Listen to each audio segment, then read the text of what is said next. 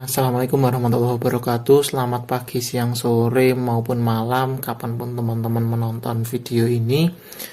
Materi berikutnya ataupun video berikutnya kali ini adalah membahas terkait katrol yang juga menerapkan prinsip hukum Newton 2, yaitu tadi seperti di video-video sebelumnya, yaitu sigma F sama dengan M dikali A.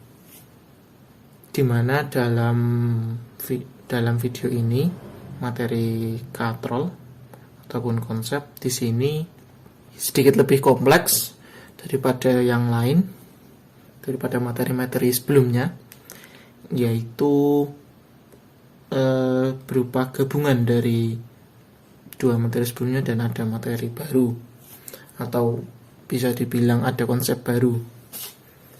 Misalkan untuk contoh yang cukup sederhana, yaitu katrol tetap, itu seperti timba sumur di tempat teman-teman,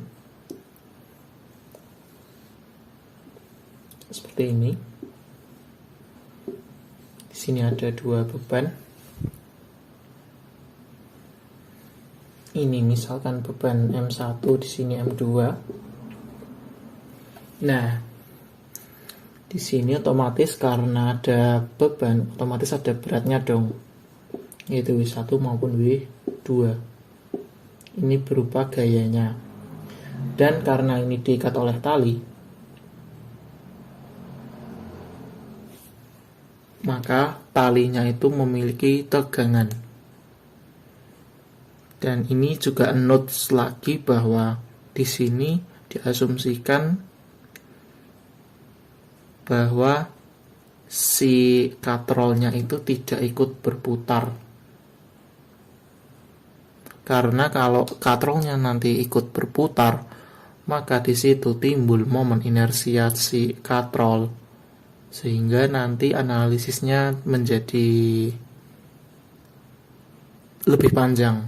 Untuk materi yang disampaikan baik di video ini maupun di rangkuman singkat atau modul singkat yang nanti akan diberikan juga, itu seluruhnya adalah, atau seluruh materinya adalah ketika kondisi katrolnya itu tidak ikut berputar.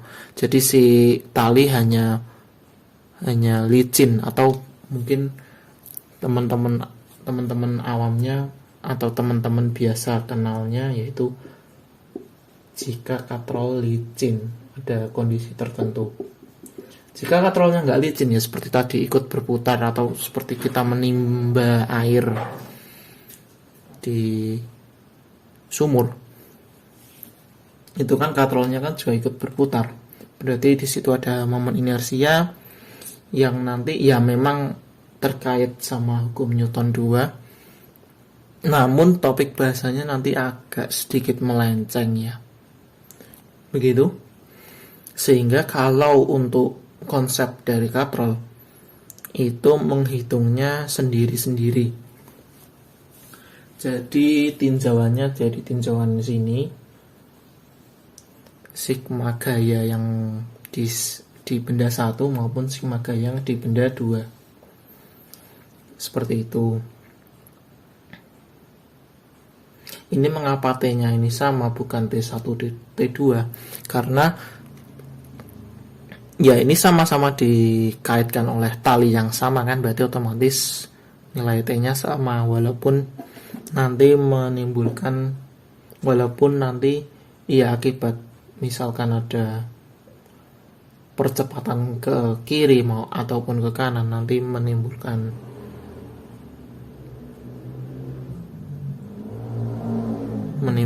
efek yang berbeda terhadap ini maupun ini. Tapi tetap T-nya sama karena talinya sama. Seperti itu konsepnya ya. Sehingga kita untuk meninjau hubungan keduanya, itu ya kita harus meninjau masing-masing terlebih dahulu. Sigma F masing-masing terlebih dahulu. Untuk benda 1, sigma F-nya atau sigma F1 itu sama dengan M1 dikali A. Nah, di sini teman-teman harus ingat-ingat betul atau harus memperhatikan betul A-nya kemana. Kalau A-nya ke sana, berarti nilai T di tinjauan benda 1 itu positif. Terus nilai W1-nya negatif.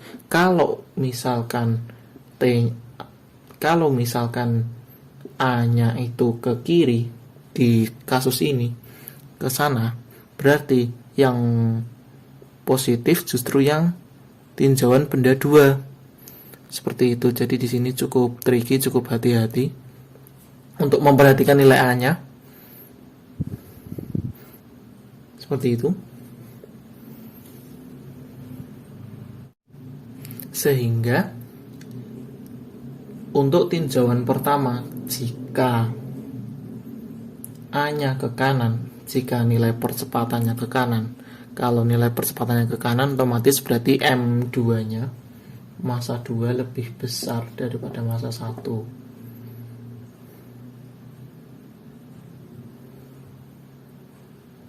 Sehingga untuk tinjauan yang pertama atau tinjauan benda 1, itu sigma F1 sama dengan M1 dikali A.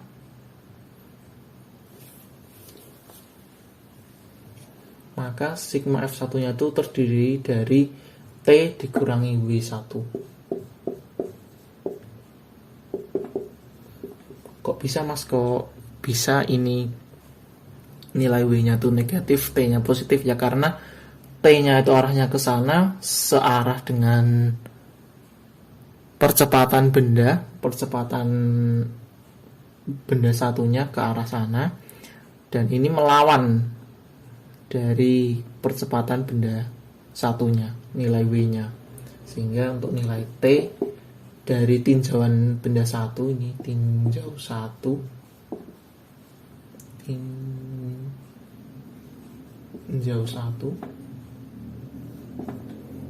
berarti nilai T-nya ini W itu tadi M1G, berarti di sini nilai T itu M1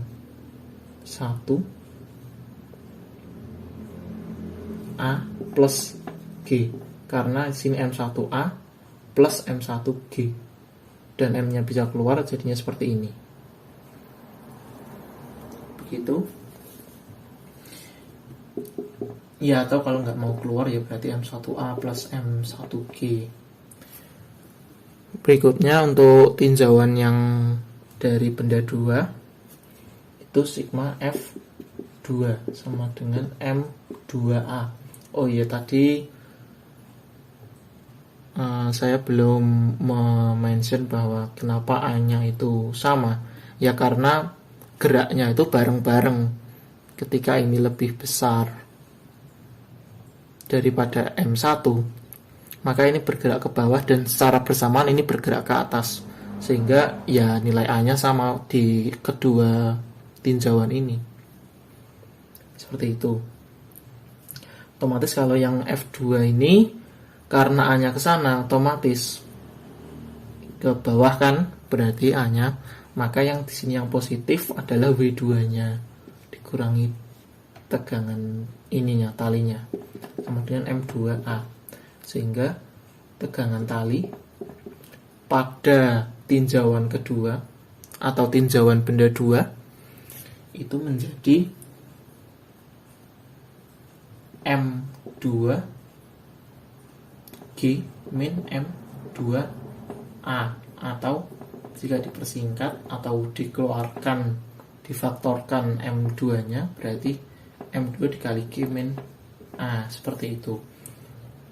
Nah, dari sini kan kita menemukan dua persamaan ya, T sama dengan dari tinjauan benda 1 maupun T dari tinjauan benda 2, sehingga untuk menemukan interaksi keduanya disama dengan aja nilai T-nya.